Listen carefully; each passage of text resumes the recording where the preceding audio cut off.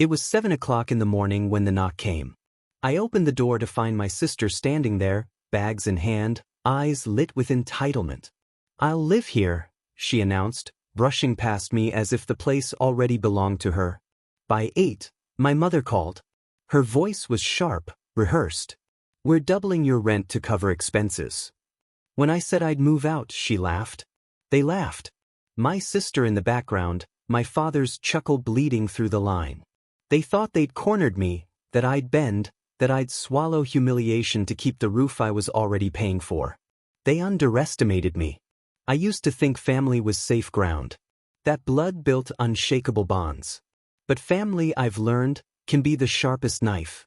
I was the one who paid rent on time, the one who fixed the leaky pipes, replaced the broken blinds. I kept the apartment alive. My sister, meanwhile, had drifted from job to job, her failures padded by parental sympathy. "She's just figuring it out," they'd say. And I believed them. I wanted to, because if she was lost, maybe she'd one day find her way. But the morning she declared herself my roommate, I saw the truth. She wasn't lost. She was opportunistic. And my parents weren't blind. They were complicit. The signs had been there. The little comments. My mother asking, "Do you really need that much space all to yourself?" My father reminding me that family helps family. At first, I brushed it off, but the frequency grew. Then came the sudden inspection visits. My sister trailing behind, scanning the apartment like a vulture circling meat. The betrayal wasn't one moment. It was a slow tightening rope. By the time I felt it around my neck, they were already pulling. I didn't argue. I didn't plead. I agreed. "Foul move." The relief in their voices was audible. They thought they'd won. That I was surrendering, but what I was really doing was sharpening. My plan didn't need shouting or fights. It needed silence, restraint, patience. So I packed my things box by box. Each night after work, quietly loading my car, I made no announcement, gave no warning, and when the last of my personal belongings were gone, I went back. Not for clothes, not for books, for everything else.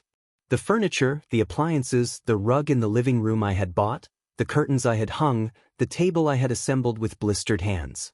Piece by piece, I stripped the apartment to its bones. By the time I was done, the place was hollow, echoing, lifeless. The morning my family came to claim their victory, they opened the door to a carcass.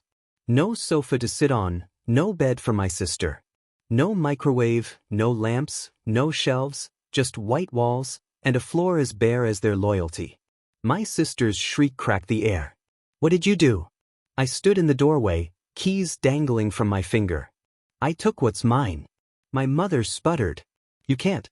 I paid for it all. Every fork, every chair, every stitch of fabric. The rent you doubled wasn't for me. It was for you. Consider it reimbursement." I didn't wait for their rebuttal. I dropped the keys into my father's stunned hand, turned, and walked away. Behind me, chaos bloomed. Accusations, demands, curses, but I felt none of it. Just the quiet satisfaction of a move executed with precision. Of course, they tried to spin it. Calls, messages, threats wrapped in guilt. "You're selfish. You abandoned your family." I ignored them.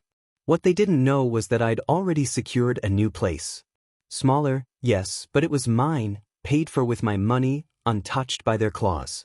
I furnished it with everything I'd taken. Each piece a reminder not of loss but of liberation.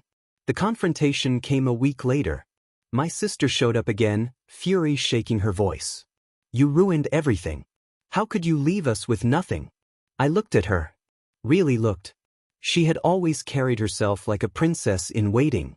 But now she was just a woman stripped of her illusions. "You ruined yourself," I said calmly. "I just stopped funding your comfort." Her mouth opened, closed. No words came. For the first time, she understood the weight of her dependency. And for the first time, I felt no guilt. They wanted me to break, to bend under the burden of obligation and blood. But I didn't. Instead, I gave them what they demanded, space. Only I left them with nothing to fill it. Now when I walk into my apartment, I breathe freely. The furniture sits where I placed it, untouched by their hands. The silence is mine, not forced upon me, but chosen. I think back to that morning, the knock, the laughter, the arrogance, and I smile. They thought they had trapped me, but all they did was hand me the perfect excuse to leave and take everything with me. In the end, revenge wasn't fire. It wasn't loud. It was subtraction.